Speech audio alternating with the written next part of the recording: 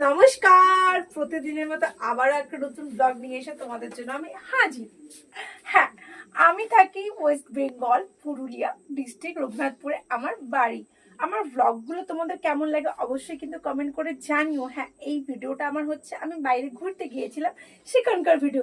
তো ভাবলাম যে চলো ক্যামেরাটা একটু অন করা যাক, কারণ আমি তো ডেইলি ব্লগার, তাই না?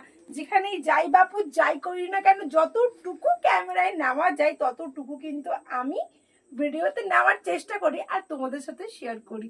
তো চলো ভিডিওটা এখানেই শেষ করছি। অবশ্যই জানিও ভিডিওটা আমার কেমন লাগলো। তো ভালো থেকো, টাটা, বাই বাই। আর কতবার এই ভয়েসটা দেবে? কেন? আমি সকাল থেকে 5বার 6বার শুনছি টাটা বাই বাই নমস্কার।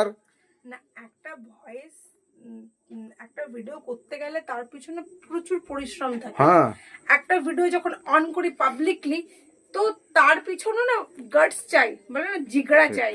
লোকে তোমার উপর হাসছে মুখের উপর, আজ তোমার এই তুমি ভয়েস ফিল করছো। ভয়েস ফিলিংটাতে আমার একটা জিনিস খেয়াল পড়ে গেল। অমিতাভ বচ্চন যখন বলিউডে প্রথম স্টেপিং নেয়, অমিতাভ বচ্চনের ভয়েসটা এতটাই বাজে ছিল যে সে কিন্তু প্রথমে চান্স পায়নি। তারপর সে ভয়েস রিকভারি করে আজকের অমিতাভ বচ্চন আমাদের শ্রেষ্ঠ একজন অ্যাক্টর।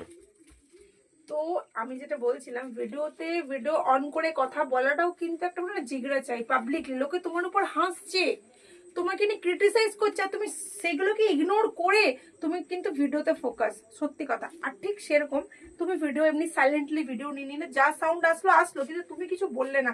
তারপর ঘরে এসে পড়ে ভয়েস দেওয়া, সেটাও কিন্তু চারটিখানি ব্যাপার না। কারণ ভয়েস হচ্ছে ভিডিওতে যারা ভয়েস দাও আলাদা করে, সেটা হচ্ছে একটা জান ভিডিওর। ভিডিওর ভয়েস হবে মানে আকর্ষণীয় ভাব থাকবে একটা, হচ্ছে যে মানুষ যাতে দেখে, আকর্ষণীয় হতে হবে ভয়েস। বাস্তবিক কাজগুলো না সহজ না, ভিডিও করাটাও কিন্তু সহজ না। আরেকটা তোমাদের সাথে ভয়েস আমি শেয়ার করছি, শোনো।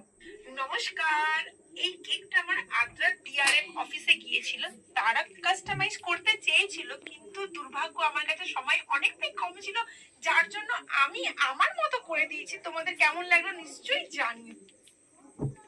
তো এই যে ভয়েস দেওয়াটা হচ্ছে একটা আর্ট। ওইরকম ভাবে বলতে হবে যাতে 10টা মানুষ ভয়েসটা দেখে। তো কোনো কাজ কিন্তু সহজ না, সেই কাজটার পিছনে না প্রচুর পরিশ্রম থাকে, প্রচুর খাটতে হয়, তবে কি সেই কাজটা কিন্তু ভালো হয়। আর আমি মানে আমার একটা এটা আছে পিটপিটানি ভাব, যে আমি করি এই যে খাটি, মানে নিখুঁত চাই আমার। ঠিক ঠিক ঠিক। অনেকবার প্র্যাকটিস করি, অনেকবার ভয়েস দিই। যারা আমাকে ক্লোজলি জানে তারা জানে যে এই 14 সেকেন্ড